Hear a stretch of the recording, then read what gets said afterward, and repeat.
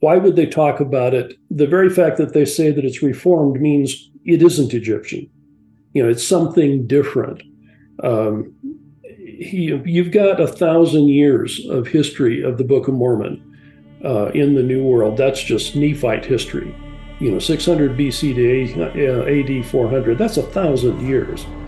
You know what writing systems can change like in 1,000 years? Even Egyptian itself has changed since 2,000 years ago. Right. Yeah. And I mean, they were using hieratic or Demotic when they left. And so it was a shorthand Egyptian. It was already kind of reformed. And so when they say, yeah, we've reformed that, well, what does that mean? People were trading all over the place. And when you start trading, sometimes you start trading genetic material as well. Right. So the best answer is wherever things started, there's a diaspora, there's a spreading, and Israel has spread.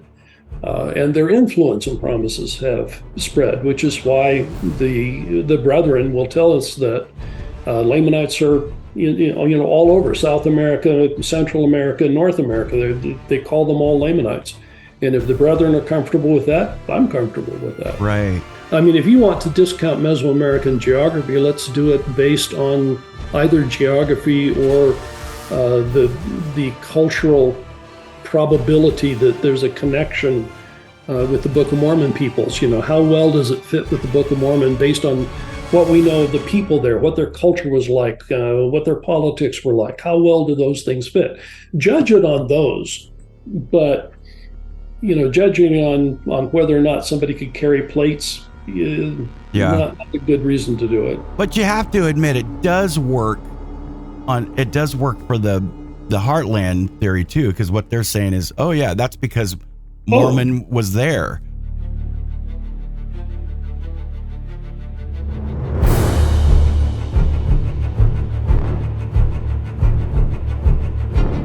All right.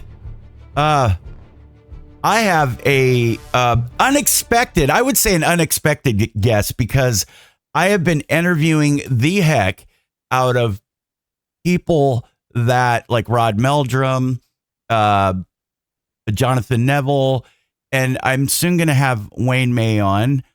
And here's the difference between those guys, who have a lot of great things to say and they're awesome, and I've developed friendships with them.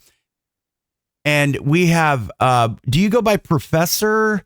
Are you a emeritus status professor? I know you're a scholar. I'm not professor at all. But I'm brother.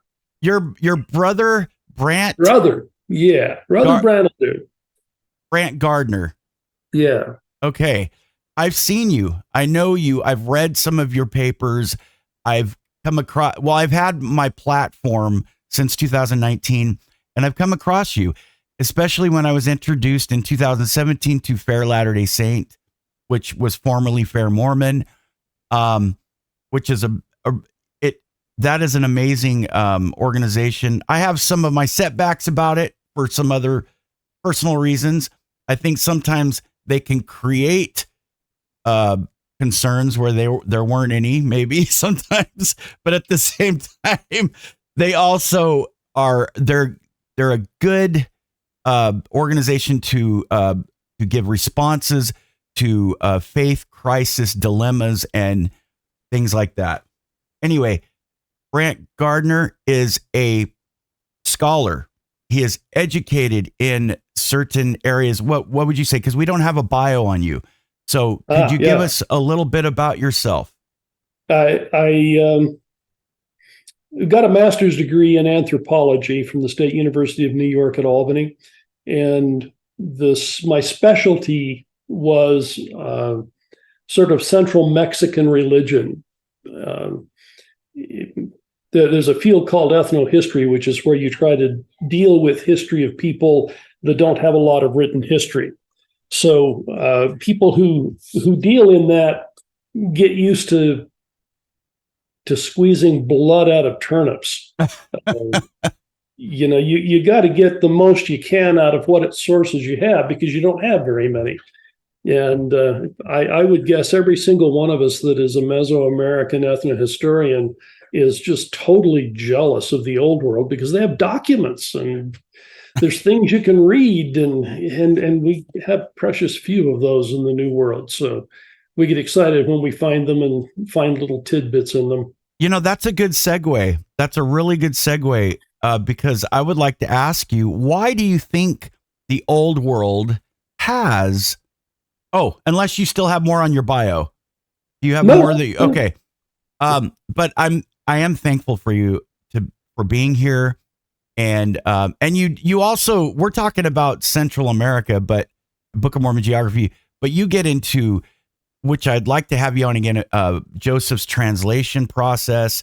You have some amazing, your scholarship is wonderful. I would say that. Yes, absolutely. So segueing, you said the jealousy about the Old World in record keeping.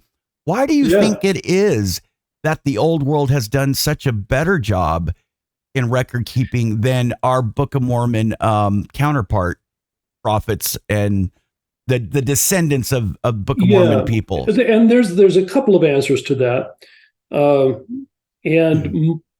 Most of the answers actually have to do with technology and climate. You have a better climate for preserving things in the Old World. Early on, the earliest things that would have gone away, we have early carvings in Egypt where they were writing on walls and carving things. Those don't go away.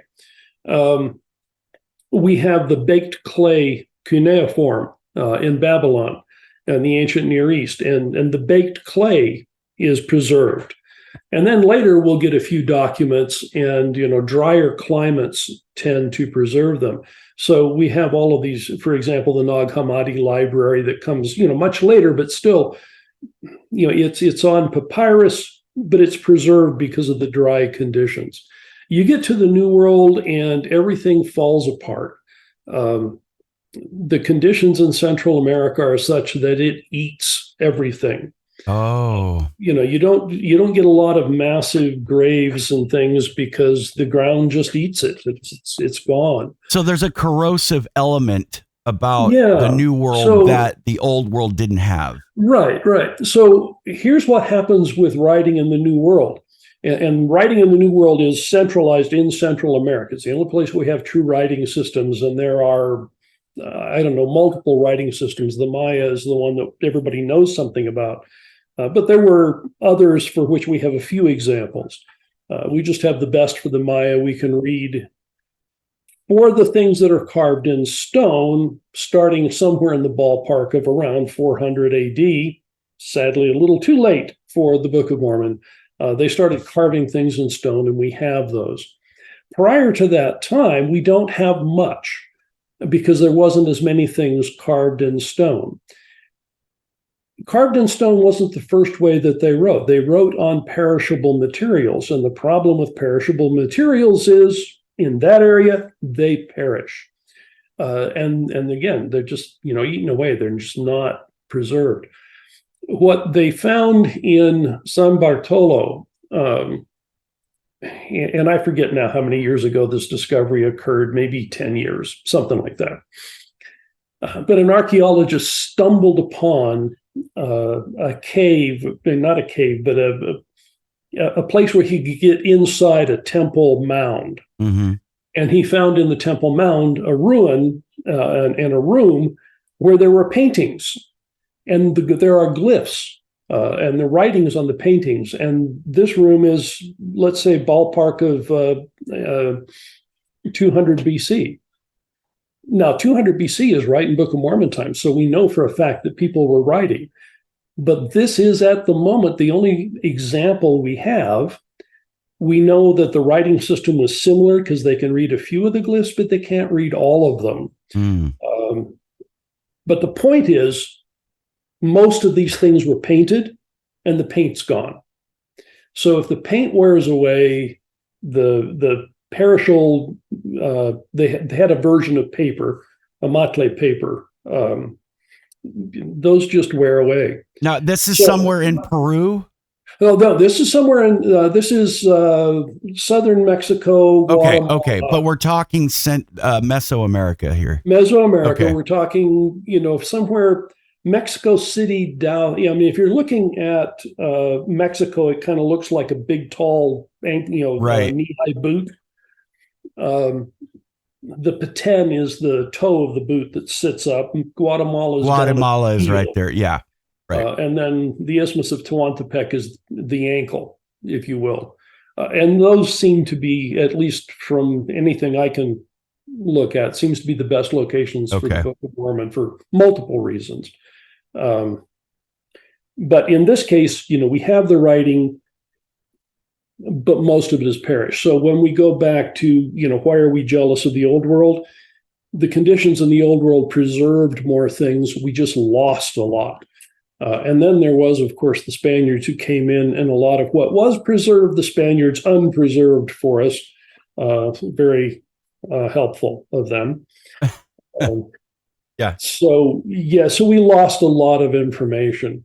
But that's why we have a difference. Okay. And so when people start talking about, we've got all this stuff, evidence for the Bible in the old world, how come we don't have it for the Book of Mormon in the new world? And there's really one answer to that question, which is texts. We have texts in the old world, so we can read these things. We just don't have enough texts in the new world to be able to say, too much about what's going on. And when we do get texts, they're post Book of Mormon. So when they say, well, the Maya glyph writings don't talk about the Nephites. Well, yeah, they were written after Nephites were gone. So why would they? Right. So. Okay. So did I interrupt you? No. Okay. Because a lot of my questions that I have, I don't have I've got questions that'll probably take us on lengthy discussions. So I kept my questions at a minimum, but the ones that I do have nothing to do with comparing. Like, I didn't have you on to compare you to Meso or to Heartland. Okay. That's not why I had you on. My questions are specifically about America in general. Because I personally believe that the Book of Mormon took place in America, North, Central, and South America, period. That's what I believe. Now, so far, but that can change. My biggest question is, why don't we have Reformed Egyptian anywhere? Why do we not have something linguistic like that? On temples, in temples, on any written any written form whatsoever. Why don't we have that? Well, we'll give you a couple of answers. Let's go back to what I was talking about, about writing systems and what gets preserved. Okay. You remember what I said about writing systems? We know they had writing systems in Mesoamerica. We've got multiple examples, as long as they were carved in stone. But they didn't really start carving in stone until after Book of Mormon times. Most of the things that happened prior to that was painted, and we've lost them. So first answer is, why don't we have them? Well, perhaps they were all over the place and then we've just lost them. That's a lousy excuse. I don't like that, as an apologetic excuse. I believe it's likely to have been true. But I think the next reason is also important, which is, we make assumptions of what Reformed Egyptian must have been. That's true. First of all, why Egyptian? Why would they talk about it? The very fact that they say that it's Reformed means it isn't Egyptian. It's something different. You've got 1,000 years of history of the Book of Mormon in the New World. That's just Nephite history. 600 BC to AD 400. That's 1,000 years.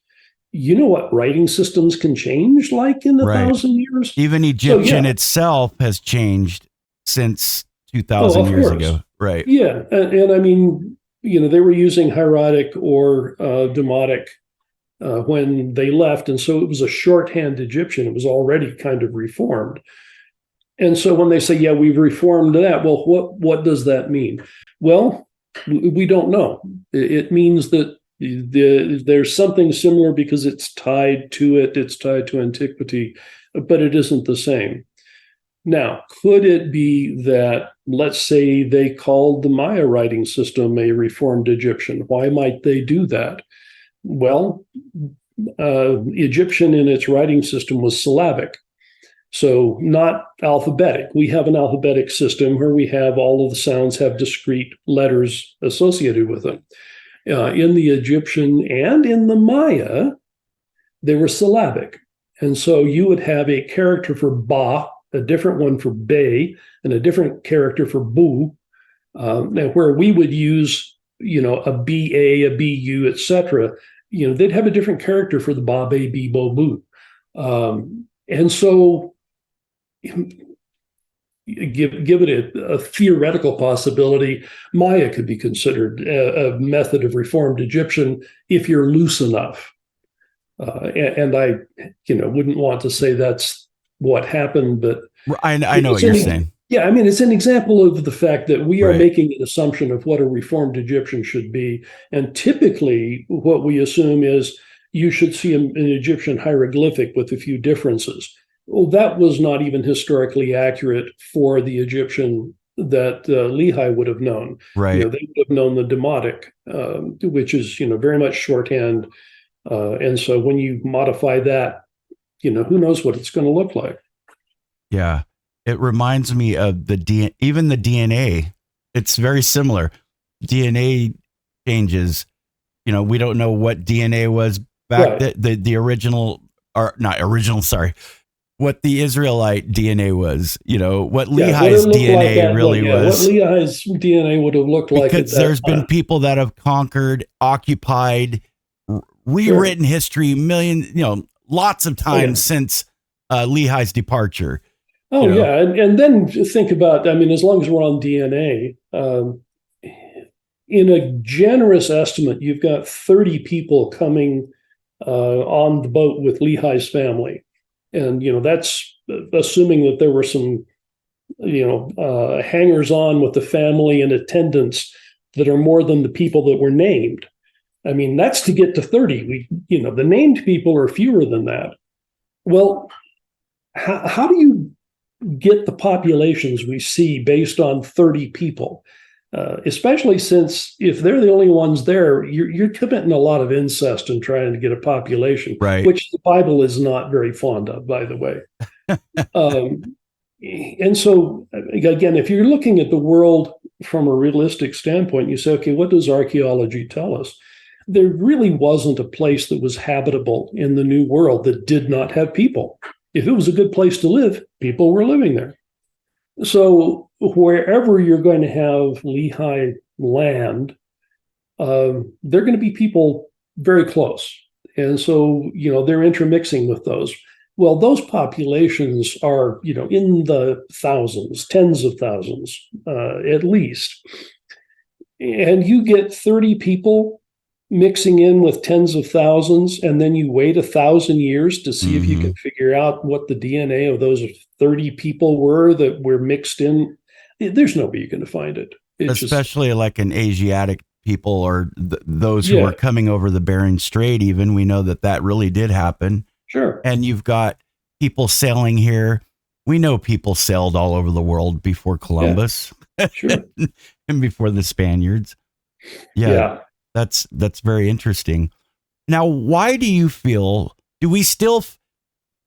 this is interesting because you'll look at a lot of ruins in Central America and they don't all have paganistic like engravings on them. Some of them are very plain and you almost have this feeling like this could be a Nephite area or a Christian like, right? Yeah. It's interesting because one of the things that I've had a lot of people say is, look at the Maya gods and the Maya temples, and there's all this paganism around. And, that means that, it couldn't have been Nephite because it wouldn't have looked that way. And there's a couple of things. One of them is in the place where I think things happened, which is in the Grijalva River Valley. The people that live there, when you do the archaeology, their temples are pretty plain. They don't tend to have all the god faces on the temples anymore. And when you remember that the Jews were aniconic, meaning they did not want to have representations of the gods, idols. They didn't want those things. The idea that this particular area is kind of devoid of those is interesting, not diagnostic, Right, but right. interesting. It's one of those little pieces where you add it in and say, well, at least this doesn't contradict the story. The other thing, however, is we make some real interesting assumptions, because people will say, well, the Book of Mormon talks about Christianity. How come we don't see Christian symbols? Well, people have, frankly, no real idea of where Christian symbols come from. So, how do you know what something looks like? How do you know what is Christian? Well, most of Christian symbology came out of the Greek world, and they Right. borrowed things from the Greek world. Like the fish symbol. Oh, yeah, the fish, absolutely. Remember, Lehi came to the New World way before Christ came to Jerusalem. Yeah. So they're not going to know anything about a fish symbol. They're not going to know about fish and bread was absolutely diagnostic for Christians. Right. Because of the New Testament story. You're not going to find that. It's impossible to find that. You should not expect to find that in the New World. The other one, what was I going to say? I don't know. I'm sorry. I hope I didn't do it. The cross, for example, we expect to find a cross, and the cross is going to be the symbol of Christianity. And the odd thing is they did find crosses in Mesoamerica, and the Spaniards were thrilled to find the cross. They didn't mean what Christianity thought they meant. It was a very different concept. So the fact that you will see crosses does not mean Christianity in the New World. But think about the Nephite experience. In the old world, you had a very obviously crucified God, and you had to figure out how to deal with that. And Paul is one of the ones who goes through and says, okay, let's grapple with this. Let's take this really embarrassing moment where our God is crucified, which is ignominious. It's terrible. This is embarrassing. And let's start turning that around into a symbol of resurrection. Let's turn it into a symbol of, good things that happen. And so there's a rehabilitation of the cross, and it becomes a symbol that is really good out of a symbol that was horrible. But what about the New World? You didn't have a crucified Christ in the New World. When do you get Christ in the New World? Well, 3rd Nephi. How does he appear? Out of the heavens. He comes down and descends. That's a living, obvious God. Why are you worried about crucifixion when you've got a living God who has descended? That's what you're going to focus on. So they shouldn't have had cross symbology. A parallel to that is baptism in the Book of Mormon. Paul also co-opted baptism and shifted it to be not only cleansing and entrance into the kingdom, but death and resurrection. You lay down and come and resurrected back up. The death resurrection symbol is really important, again, because of the New Testament and the dead Christ who has to rise. The Book of Mormon knows about that, but they spend most of their time talking about atonement, not resurrection. Resurrection is part of the atonement, but they spend a lot more on this atonement for sin and what Christ's atoning mission was. And then you get Christ coming down. You just don't get that death, resurrection, baptism symbolism in the Book of Mormon, and you shouldn't. So here is something very common from the New Testament that you would expect if Joseph Smith was going to start copying Christianity and sticking it into the Book of Mormon. And he misses that, except he should have missed that. It shouldn't have been there. Right. That's powerful. Very powerful. Let me ask you something here. Let me shift to, okay, so why do we still feel it all started kind of in Peru? And why so? I would not say Peru. Okay. People say Peru, but the Peruvian cultures tend to be a little bit late. And the real problem is geography in Peru. You just cannot get a Book of Mormon geography to fit with the Andean mountains. The only way I've seen anybody create that geography so that it works is to have the entire Amazonian basin underwater during times when people lived there, which is kind of difficult. So, if I have to create a non-real world hypothesis in order to place the Book of Mormon on the map, I've already got a strike against me. You don't get a real geography by creating unreal geographies. So I don't see any way to start anything in Peru. We do have is it Franklin Harris who wrote down the landing place of Lehi, where he wrote down the latitude, longitude, places in northern South America. That was a time when the church was, speculating on all kinds of things. And, right. And I think it was the Montagua River that they thought was the site. But there's no real indication that Joseph Smith said that. It was just somebody else. But that's the closest that somebody early has of saying, where did Lehi land? And it was, I think, the northern part of South America, but never down into Peru. Okay. Interesting. Now, when we talk about, so let's compare a little bit. Because I've had Heartlanders on. We call them Heartlanders. I don't know. What's another term for that? I think they call themselves Heartlanders. Yeah. So So let's compare a few things, because I find it interesting, and it's not to go nanny on each other. It's just to show some real evidential things in scholarship and where the cues and clues are, so to speak. Yeah, sure. When we hear folks say Joseph Smith said, "Let's go teach the Lamanites," and he's speaking about North American Native Americans. Sure. How do we decipher that? What can we glean from that as far as a MESO America hypothesis? The first thing is that nobody knew where the Book of Mormon took place. They made an assumption, which is that it took place in pretty much the entirety of the New World.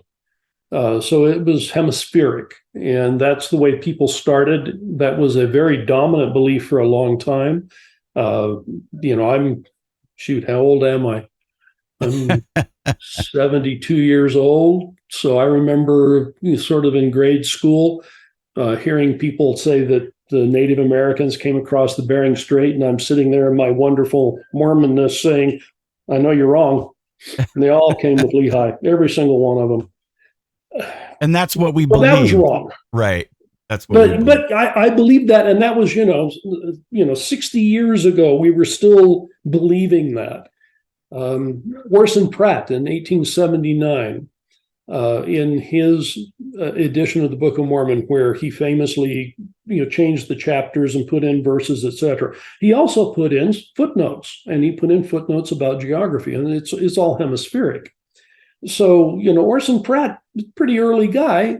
If Joseph Smith had said it was any single place, you would think Orson would have known that, right? And so he was hemispheric, and people pretty much allowed it to be anywhere. So when Joseph says go to the Lamanites, of course he said go to the Lamanites. For people who are really interested in sort of the way the church has defined Lamanite, Armand Moss wrote a book called All God's Children, something like that. Armand Moss, All God's Children, and there is a chapter in there about Lamanites where he discusses how the church definition, the official church definition of Lamanites, has changed over time. And it's never been, to a specific people. And it shifted, frankly, it shifted down into Central America and South America because of the conversion rates. The Book of Mormon promises that the future Lamanites will be converted by the Book of Mormon, and the Native Americans weren't, and the people of Mexico were, so they must be the Lamanites as well. All of a sudden, Israel blood is there. Yeah, right. Yeah, I mean, however you want to do that, but the fact of the matter is there isn't any exclusivity. People will point from Mesoamerica to Joseph Smith saying, looking at that, getting the book from John Bernheisel, the Stevens and Catherwood's book, and he looks through, oh, this is amazing. And so the Book of Mormon took place here, and Joseph Smith said that, I believe Copan, he linked Copan with Zarahemla, which is an interesting speculation, but totally wrong. Copan's, kind of not only in the wrong place, but at the wrong time. But it was in the book, and he saw it, and so he got excited about it. Now, is there a problem with me saying Joseph Smith didn't know? That's an important question. That was my next question. Okay, good. Well, we're on it, because that's a fundamental question. And certainly, if you're talking to Heartlanders, it is a point of doctrine to say Joseph knew, and therefore. Now, the question becomes, how did Joseph know? How would he have known? He has to have some sort of revelation. Well, do we have any recorded revelation where he said that? No. How do we know what he knew? Well, we have a statement from his mother that he had received visions. That's where he knew, right? Have you ever taken those interesting geography tests on the internet where they show you a picture of some place and they say, where do you think this was? And some of them you can get. Now, I remember getting a few of them because I could see a sign in the background. They had Japanese characters on it. So, you kind of got to figure it's somewhere in Japan if you see the Japanese language. But other than that, if you see a picture, and particularly if you see a picture of deciduous forest and you're from New York, what deciduous forest are you looking at? If it's an oak tree or a similar tree, and the grass is green, you've got rolling hills, how do you know where that is? You just don't. And so the fact that he saw it does not mean that he knew where it was. He certainly could see people, that talks about him seeing the customs, and all of those things helped him to understand how to translate the Book of Mormon. But they don't really translate into him saying, yeah, I know exactly where it was. And all of the evidence of what Joseph did later shows that he was quite open to where it was. Now, the history of how the church looked at this, very early on, the early witnesses to the Book of Mormon were concerned because the Book of Mormon said that there were all of these high populations and big cities and great civilizations. And they said, yeah, man, we just don't have any of those. I mean, we've seen Lamanites. We know what Lamanites are like here. We know what the Indians are like, and they don't look like the Book of Mormon. And so they were concerned because people were going to make fun of them because they said that there was a civilization there. They were concerned. They went to the Lord, and the Lord says, you will see it come out of the ground. And basically, the Lord is telling them, the archaeological information will show you that these things are true. And so they felt really good about it. So it wasn't too long after that you're starting to get some of the archaeological work being done with the mounds.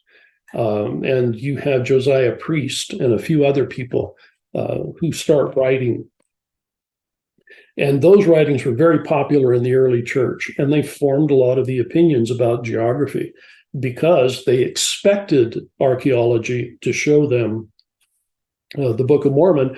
This was the first stuff coming up, and there were books being written, and so they said, yeah, this is great stuff. And then you get the Stevens and the Catherwood, and it's even prettier stuff than what was coming out of the mounds. So it's not surprising at all that they said, oh yeah, now this stuff looks like it. None of this was critical. I mean, none of this is a scholarly examination of the text. None of it was revelation. This was all just human speculation based on the best information they had, but on the expectation that the Book of Mormon could be supported by the real world. And so when they saw things in the real world that appeared to support, they said, yeah, this looks pretty good. Which is, exactly the way we all tend to do it to one degree or another, depending on which evidence we decide to accept. Do you feel that throughout the Book of Mormon we know there are other records besides 600 BC to 421 AD. Well, roughly 421. I'm probably going by an older, when I was on my mission. It kind of changed a little. What are we saying now? About 400 AD from when Moroni buried the plates. It's yeah, 421 works as if you say I would say technically if you say it's Nephite years 421 Okay. Okay. We just don't know what a Nephite year was. Right. Are we starting to believe in the scholars? Are they starting to feel that Book of Mormon geography spread throughout that time? Or what are we believing? What does your camp say? Yeah. When I say your camp, I mean predominantly. Yeah, sure. We would say that the Book of Mormon itself, what's written, is in a relatively limited geographic scope. If you look at travel times, distances, etc., John Sorensen did the calculations, and he said you're going to get somewhere around 600 by, I think it's 200 wide, and 600 miles by 200, which is pretty limited, though fascinatingly enough, very much like Israel. So when you say the Book of Mormon history occurs in the same sort of geographic range that the entire Old Testament did, well, not the entire, because they went down to Egypt, but the time when they're in Israel, then you get some perspective.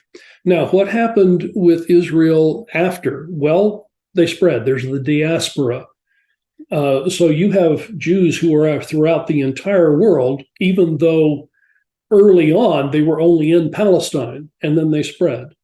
And I think that's kind of what people would say about the Book of Mormon. The Book of Mormon is taking place here, but when it ends, particularly the people that it calls Lamanites did not end.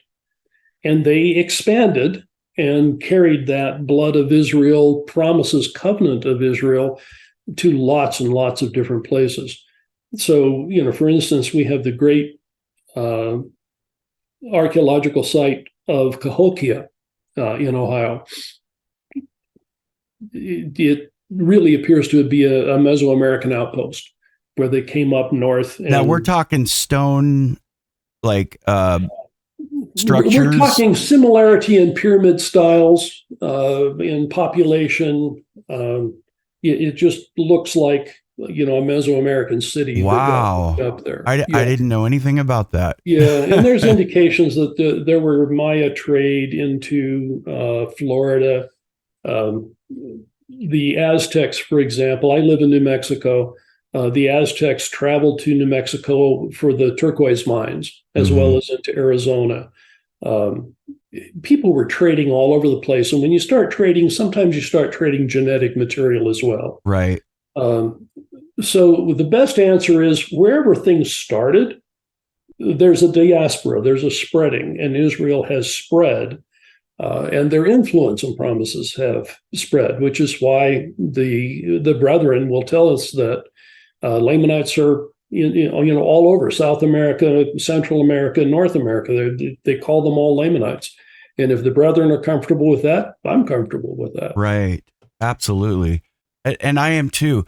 But I still love, and I want my people to know, because there's a lot of them that are very adamantly Heartlanders. And I just want everyone to know that I'm not discrediting what Rod Meldrum has said and what, here's my disclaimer, and Jonathan and others. We're going to have Wayne May on hopefully soon. I am still of the belief that it could have happened that both things are true. And the brethren are probably in that area too, that there were so many peoples. Look at all the LIDAR discoveries. There are so many civilizations that we're still finding from LIDAR that would be a population of almost what we have today in North, Central, and South America. Well, maybe not that big, but you know what I'm saying. Yeah. If we have so many cities and pueblas and pueblos and different places where people live today, then we're going to find a lot of those back then. How much time do you have? Not particularly limited. The Okay. advantage is being retired. I would like to have you on again, maybe in the future, if that's okay, Sure. to talk about some translation with Joseph Smith, and that's fascinating. Now, this two Cumorah thing, that kind of confuses me a little bit. It almost seems like it's a reaching to me. How do you feel about that? And what is it? What is the two Cumorah theory? Well, Let's start with the that. two Cumorah theory says that the hill that is in New York from which the plates were taken is Cumorah, and is the very hill Cumorah that where the last battle occurred. And for Mesoamericanists who say things all occurred in Central America, they would say, well, that doesn't work because you just don't get a population that moves that far. And even if it's war and a war of destruction, at some point in time when you're traveling a few thousand miles, you're going to say, I don't want to kill you anymore. I'd rather go home. It's I don't want to live out like this. You're far enough away from me. I'll go home and you just stay here. So the reason there's a two Cumorah is that if you are going to say that the Book of Mormon occurs in limited geography, and if that geography is in Central America, then the hill Cumorah needs to be at a place that they would have reasonably arrived at, fought around, and so the Book of Mormon hill Cumorah would have been in that area. Well, the plates are still taken out of the hill in New York. So if we have Mormon dying down here in Central America somehow, how do the plates get up here? And so that's the two Cumorah problem is, you have a Cumorah that's the Book of Mormon Cumorah in Central America. Then you have the New York Cumorah, and they both have ties to the plates. And so what do you do with that? Because it doesn't feel, Now, here's sort of why it doesn't feel right. Early on, very early on, it was decided that the name for the hill must have been Cumorah. That's interesting because it looks like it was Oliver Cowdery who gave the hill that designation.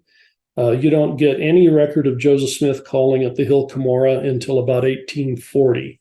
So it comes pretty late by the time Joseph Smith actually calls it the hill. And you would assume that if Joseph Smith had known that it was the hill Cumorah, he would have called it the hill Cumorah, but didn't. Oliver clearly did. Now, why does Oliver call it? Oliver isn't the one getting the revelation. We've already talked about why Joseph may not have, known exactly where things took place. Why would Oliver get the idea? Well, that's where the plates came from. And of course, Mormon says he buried plates in the hill Cumorah. What Oliver missed and what most people seem to miss is Mormon 6:6, which is where he says, I buried the plates in the hill Cumorah, but he says, I buried all of them except the ones I gave to Moroni. Oh. So, according to the Book of Mormon. Let's look that up real quick. Yeah, let me look that it up. Should be Mormon 6:6. See if I can get my copy up here quick. I just, I'll edit this later and kind of put that in quickly. Okay. Mormon 6:6. Here we go. Yeah. This is neat. I made this record out of the plates of Nephi. Mormon's abridgment of Mosiah through Mormon was all written very late. Oh, hold on. Sorry. Let me get to verse 6. Yeah, that's the one we want. It's the end of verse 6. Here we go. And it came to pass that when we had gathered in all our people in one to the land of Cumorah, behold, I, Mormon, began to be old, and knowing it be the last struggle of my people, and having been commanded of the Lord that I should not suffer the records which had been handed down by our fathers, which were sacred, to fall into the hands of the Lamanites, for the Lamanites would destroy them. Therefore I made this record out of the plates of Nephi, and hid up in the hill Cumorah all the records which had been entrusted to me by the hand of the Lord. Save meaning except it were these few plates which I gave unto my son Moroni. That's interesting. That's very interesting. So here we have the only statement about plates being held, buried in the hill Cumorah, and it says that the only ones that weren't buried in the hill Cumorah were the ones Joseph got. Interesting. So we know so what we're saying is maybe they nicknamed later, Joseph nicknamed, maybe Oliver nicknamed the place where Moroni buried the plates that were given to him in a plate. Maybe it was a hill, maybe it was another mound or whatever. And they went, hey, let's go to think about the way the world names things. I mean, I lived in Albany, New York for a long time. First of all, you've got New York. And why is it New York? Well, it's named for York in England, but it's the New York. I was living in Albany, which was named for a city there. There was a city that they called Cairo, New York, but it's spelled Cairo, which is just like Cairo in Egypt. There is a Las Vegas here in New Mexico, but there's also the local name is Madrid, but it's spelled Madrid. Humans use names again. Right. They repopulate their geography so that it fits. New York. Pardon me? New York. There must have been an old York. Which was in England, and there's a new Albany. Did you say that already? I'm sorry. There's a new Albany, Indiana. Right. But I think it was Christopher Blythe that wrote a really interesting article that was talking about how the Latter-day Saints, by naming, sort of reformed their geography to create sacred geography when they got to the Salt Lake Valley. So this idea that human beings will recreate names that have meaning for them in new places, right? We've done that forever. Well, I live in California, and all of the places in Santa Barbara, San Luis Obispo, you can find a lot of those names in Mexico, Central America, South America. Oh yeah. So the idea that it would receive a new name, not surprising at all. And again, current indication is that it's probably Oliver that gives it the name. And Joseph, if you watch the way Joseph uses language, Joseph was a very social guy, and he liked friends around him. He liked people, but he would also be sort of influenced by those people. And one of the ways that we can see him being influenced is sometimes in the vocabulary that he uses. He was very trusting. He trusted people a lot. Yeah. But once the community started using the word Cumorah, Joseph picks it up. But it doesn't start with Joseph. The historians have not found records that have Joseph saying that. So probably Oliver. And again, why Oliver? The plates came from the hill. Now let's go back to the two Cumorah problem, because we still have the two Cumorah problem. I mean, the plates came out of the hill in New York. Whether you want to call it Cumorah or not, that one's a fact. We don't. Nobody can say too much about that one. It's kind of an article of faith of the church. The plates came out of that hill. So, how did they get there? And John Sorensen, in a very secular way of looking at it, had found the records of a person who had traveled in the 1700s all by himself, basically from Central America up into the New York area, through all of the tribes and everything else. So the fact that we have a historical person who made that journey tells you that, Moroni could have made that journey. He had plenty of time to do it. So if you want to say, how did the plates get from Central America to, the New York Hill? Carried them there. We know it could have been done. Well, plus we don't know how Moroni traveled. He could have had an entourage. He could have had a caravan of people with him. Yeah. Does it say that he went by himself? I can't remember. It doesn't give us a lot of information. I mean, he says he's alone. He's alone, but I think that means he's alone because he's the last remaining believing Nephite. That's alone. That could be 20 not sure people he with was him too, though. solitary. Yeah. Right. But the other thing to remember is, we're dealing with God here. What happened when Joseph lost the 116 pages? Moroni took the plates back. Yes. Well, where did he take them? When did he walk there to get them? How far did he walk to take them back to? We're talking about a divine being here. And he took them back. If he took them back, he could have brought them. So, yes, I can come up with, a sort of a secular answer of saying, yes, he could have walked there. That's entirely possible. But it's entirely possible that the Lord said, Moroni, take them there. How do you know where they're supposed to be? Well, the Lord has to know where Joseph is going to be. And although, and remember the traveler that showed the plates to Sister Whitmer? Yeah. When she was struggling with her faith and like, am I doing the right thing? And then here's this traveler with how did he get the plates from Joseph? What did he say? Hey, let me borrow those plates for a minute. I got to go talk to Sister Whitmer, or did they just divinely appear in his hand? You're right. We're putting God in a box. We're putting God in a little box. Yeah. Yeah. And so I don't think that's a reason to discount, anything in geography.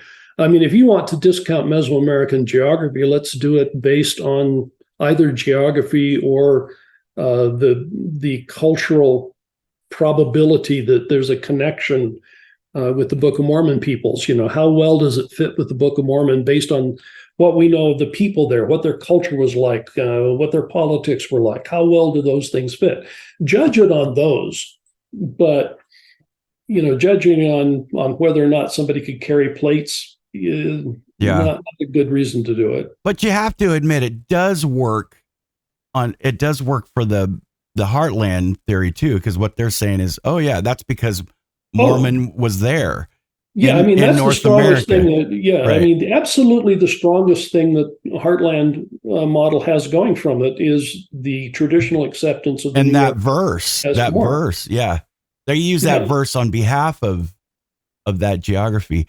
What were you going to say something? No, keep going. I tend to talk over people. I'm sorry. I get so excited. Just tell me to shut up if I'm doing that. Just say, pipe down. Let me finish. By the way, a mutual friend of ours, I said, does he have a sense of humor? He goes, oh yeah, he's got a sense of humor. I've got actually about 5 more minutes, then I have to go, but I want to have you on again if that's okay. Sure. I told you, see, I'm retired. I got nothing else to do. All right, let's do it, man. You're going to be the other side of things. We're going to get going here. Okay. All right. So here's the deal. What does work, and some of the Heartlanders might be like, Troy, don't say that. Okay. The structures in Mesoamerica are there. There's not much in North America. What? I don't know if you know what their theories are. I think they talk about wood structures a lot. But that, to me, and I'm going to just tell it how it is. If we believe in a temple building people, Lehi knew about Solomon. Solomon was 1000 BC. He's the first temple. We know that temples, there's something very symbolic, type. If you get into types and shadows of Jesus Christ being the mason, the tecton, the builder, and then we get into temples, the keystone. Stone is important. Why are we not seeing a lot of that in North America? We see a lot of that in Mesoamerica. As far as a temple building people. Yeah, you don't see it in North America because you don't have large enough populations to support that kind of building project. Now, there are Native Americans all over North America. but they live in smaller populations. So in any given village, you're going to get between 1,000, 2,000 people, and then there's going to be space between them and the next village.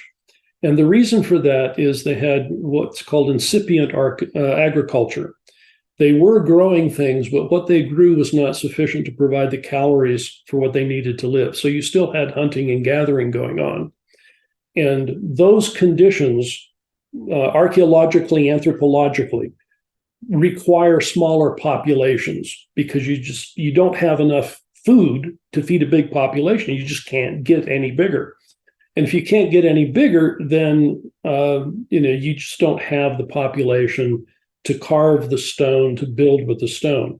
Now, what you do have are communal populations where lots of these villages get together and they can bring things in.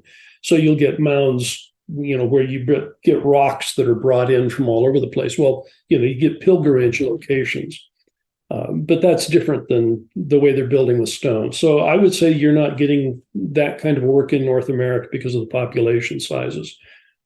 Individually, they're too small.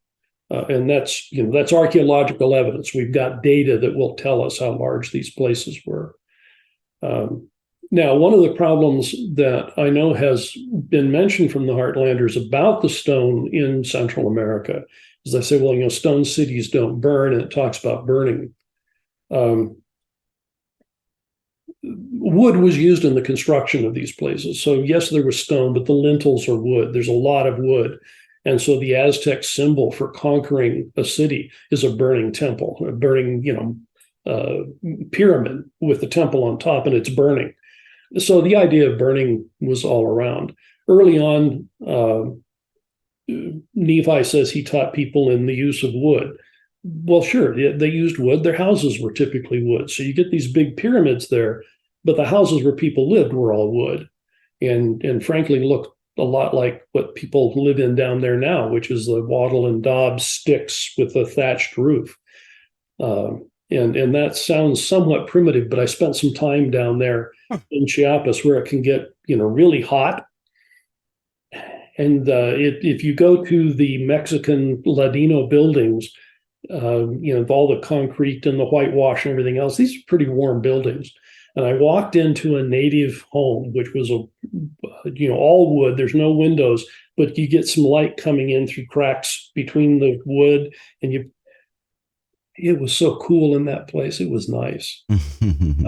So they actually knew what they were doing. It sounds primitive, but from living there, they were doing okay. Right. But yeah, there's a lot of wood. So a lot of what happens is we read things into the Book of Mormon because we're trying to make a position rather than read the Book of Mormon to inform our position. That makes a lot of sense. Now, have you seen, I think this is my last question. Okay. Have you seen things, and I've watched documentaries. I think you talked about it in a Fair Latter-day Saint conference. I'm not sure it was you, but baptismal fonts, other things that look like maybe celestial rooms, telestial, terrestrial, celestial rooms, or is that something more modern with Joseph Smith's temples? Are we seeing that in Central America? If we're seeing that, we're imagining it. Okay. There was a long time, and any hole in the ground was a baptismal font. And, look, there's steps going down into. There was a film in the 1970s that was, and I can't remember. I don't remember the name of the film now, but it was very famous. It was shown a lot. And all of the missionaries would show this thing because it was talking about the Book of Mormon. And it went through South America and Central America and showed all these different things on the baptismal fonts and everything else. And I remember sitting at BYU in the 70s with a couple of archaeologists, and they're sitting, oh yeah, we put that film on every once in a while if we need a good laugh. Oh, wow. It was really poor. If you're a scholar and you're trying to be respectful of the sources, right? that was a bad film, and that's being too rash with the sources. Basically, is what you're doing. Yeah, and I have to confess, I'm probably more conservative than many of my Mesoamerican friends. There are a lot of them that will accept a lot more things that as proof or evidence than I would. I'm very cautious about. That's a good thing, though. That's not a bad thing. I like to think that by the time I've decided that we could use it, that it's reasonably strong. Brant, thank you so much. Come back, please. Thank you. I will. Let me know. Yeah, and we'll email. We'll decide beforehand what we're going to talk about. That way, we're both prepared. This has been great, and I'm honored. I'm simply honored. All right, you take care, my friend. Thank you so much.